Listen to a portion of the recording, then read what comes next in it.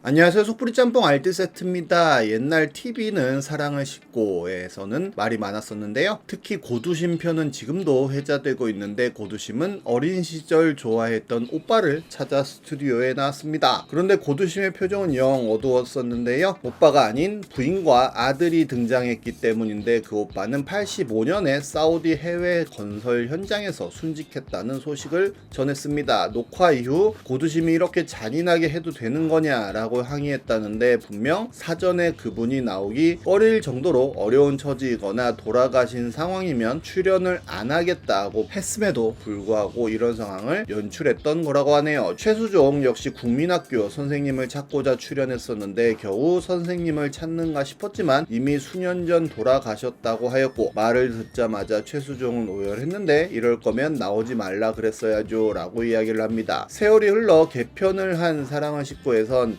원기준이 연기 선생님을 찾고자 출연을 했는데요. 아무것도 모른 채 어느 지역에 도착했는데 주위를 보니 묘지였고, 원기준은 그대로 오열했습니다. 김혜연 역시 어릴 적 알바했던 당시 가게 사장님을 찾고 싶었었는데 찾았다고 연락이 왔고 선물도 준비하고 기쁜 마음으로 차를 타고 갔지만 도착한 곳은 납골당이었고, 김혜연 씨는 그대로 오열했는데 심지어 직접 돌아가신 분 유골함을 찾게 만들었다고 하네요. 선 너무도 한참 넘은 게 아닌가 싶은데요. 어떤 분은 살면서 한 제일 나쁜 짓이 뭐야? 라고 물어보면서 본인은 할머니 폰 밝기 줄인 다음 수리해야 한다고 돈을 받았다고 올렸었고, 어떤 대딩은 고딩보다 일찍 등교하는 격을 해서 일어날 때 집에 있는 고딩 깨우고 등교했다고 합니다. 한 나무 받침은 I was 그루트라는 문구가 적혀 있었으며, 어떤 분은 이렇게 생긴 사람 이름 뭐였지? 라는 질문을 했었는데 심지어 첫 번째 댓글로 바로 스티븐 호킹이라고 맞춘 사람이 있었습니다. 어떤 분은 우리 팀 담당이 자꾸 시비 털어서 빡치게 구는데 이번에 결혼을 한다며 축의금 대신 결혼 선물로 애매한 크기의 정사각형 이불을 선물할 거라고 합니다. 미묘하게 발까지 안 덮여서 밤새도록 어디가 가로고 세로인지 빙글빙글 360도 돌리면서 잠 설치게 만들어주고 싶다고까지 합니다. 한 카페엔 엄청난 육아법이 생각났다는 글이 올랐는데, 아이가 태어나면 고아원 앞에 둔 후 아이 혼자서 학교 갈 수 있는 8살쯤에 다시 데리러 온다면 육아기간 동안의 경력 단절을 막고 육아 초기 비용을 상당히 줄일 수 있을 것 같지 않냐고 하는데요. 입양 갔어도 유전자 검사로 되찾아오면 되고, 아니면 예비용으로 2-3명을 더 낳아 보험을 만들어주고 8살에 데려온 후 애정을 쏟으면 매우 어린 시절은 어차피 기억 안 나니 문제 없을 것 같다며, 이러면 출산율도 늘고 국가 입장에선 장기적으로 이익인 윈윈 전략이라는 개소리를 합니다. 뉴스엔 집안 곳곳 해바라기가 있었고 그 속에 카메라 렌즈가 있었다는 내용이 나왔었는데요. 20대 자매 집 화장실에서 몰카를 발견했다고 합니다. 피해자는 휴지를 뜯는데 카메라 렌즈 같은 게 보였고, 이렇게 안에서 휴대전화가 나왔다는 인터뷰를 했는데요. CCTV 앱으로 샤워실을 실시간으로 촬영하고 있었는데 심지어 거실과 여동생 방에서도 몰카를 발견했다고 합니다. 몰카를 설치한 사람은 새아버지였다고 하네요. 엘베에서 같은 층 여직원이 방구 개세게 낌 역시 유명한데 2017년쯤 우때 올라온 글인데요. 담배 피우고 엘베 타서 냄새 날까봐 구석쟁이에 붙어있는데 사람들 다 내리고 글쓴이와 글쓴이 바로 앞에 서있던 여직원만 남았다고 합니다. 얼굴은 아는 사이라 인사하려고 타이밍 재고 있는데 이 여자가 갑자기 숨을 들이마시더니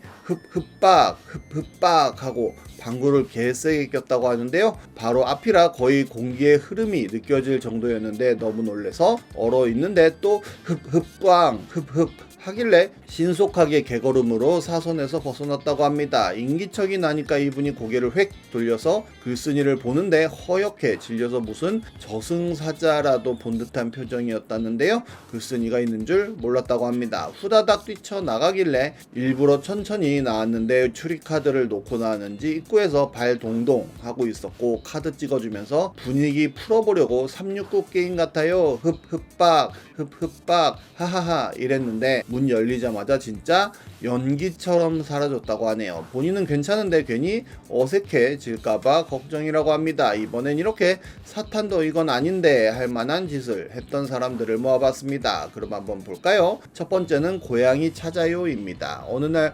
중곡동에서 당근에는 고양이 찾아요 고양이 사진이 한 장 올라옵니다. 나간 지 오래됐는데 돌아오지도 않고 보이지도 않는다며 찾는 듯한 글이었는데요. 누군가가 혹시 이 아이일까요? 라고 사진을 올렸는데 그 주인은 네 맞아요 어딘가요? 라고 물어보았고 개인 채팅 주시라며 저희 집에서 임보 중이라고 하니 그냥 잘 키워주세요 라고 이야기합니다.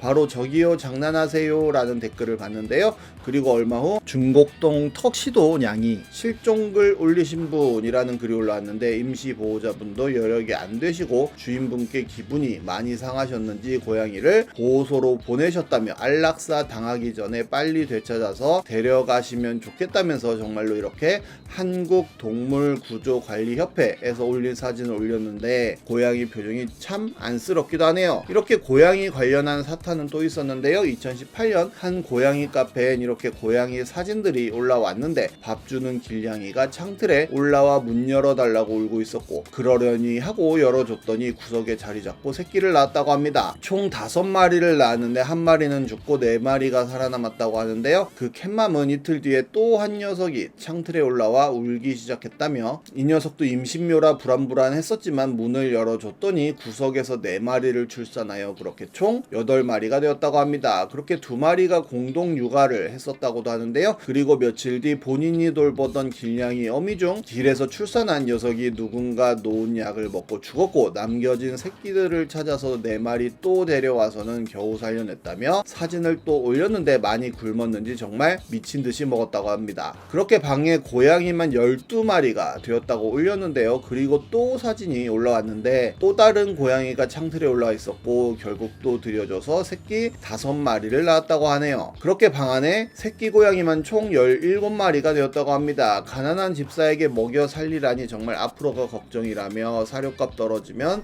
내장이라도 몇 미터 끊어서 팔아야 안 굶기지 싶네요 라고 마무리를 하는데요. 그런데 이 글이 널리 퍼졌고 많은 사람들이 고양이 사료를 집으로 보내줬다고 합니다. 많은 사람들이 이렇게 다양한 종류의 사료를 보내주셨다고 하는데 그렇게 나름 훈훈한 결말이 되는 줄 알았습니다. 그런데 그 캣맘은 본인이 보는 앞에서 고양이가 피를 한껏 토하고는 죽었다는 글을 올렸는데요. 지금 밥을 안 먹는 애들 다 죽을 것 같다는 제목으로 또 글을 올렸는데 전부 비슷한 증상을 보인다며 사료를 안 먹으려고 한다고 합니다. 그것뿐만 아니라 좋아하던 간식도 입에도 되지 않는다는데요. 정말 의심이 가는 것이 농약이거나 아니면 누가 사료에 타이레놀을 타서 보낸 것 같다며 누군가 개인이 보낸 택배를 조회해서 지금 주고 있는 사료랑 비교해 봐야겠다는 글을 남깁니다. 이렇게 고양이는 꼼짝 못하고 누워 있었다는데요. 토사물에서 썩은 내가 진동을 한다며 아마 위가 다 썩은 듯 하다며 곧 죽을 것 같다면서 본인이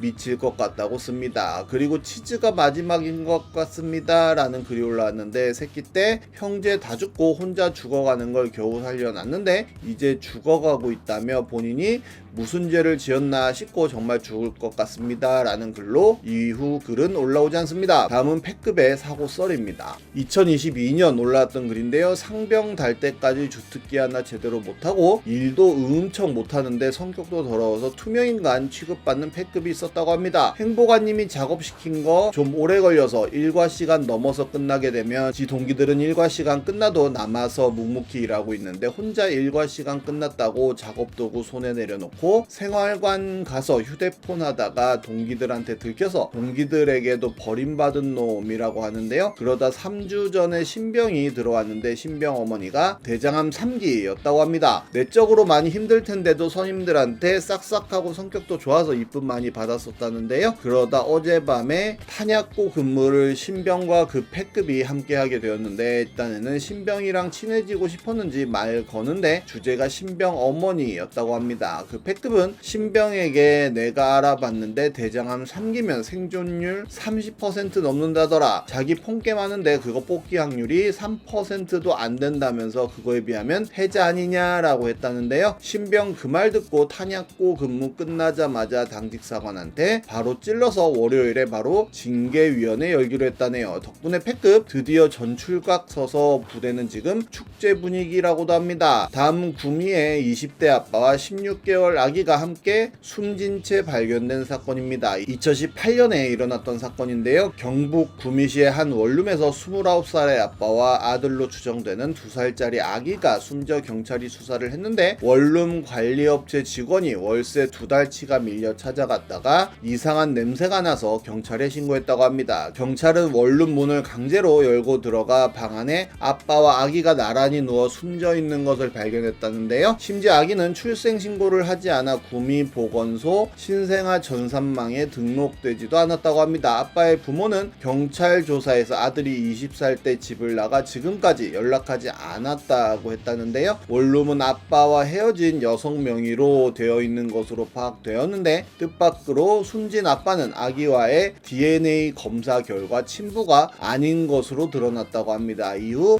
경찰은 출생 신고와 병원 진료를 하지 않는 등 아기를 방치한 친모와 계부에 대해 아동복지법 위반 혐의로 구속해 검찰에 송치했다고도 하는데요. 서로 책임 전가하기 바빴다고도 하는데 어떻게 자기가 낳은 아들을 그렇게 버리고 가는지 이해가 되지 않네요. 지금까지 소프리 짬뽕 알뜰 세트였습니다.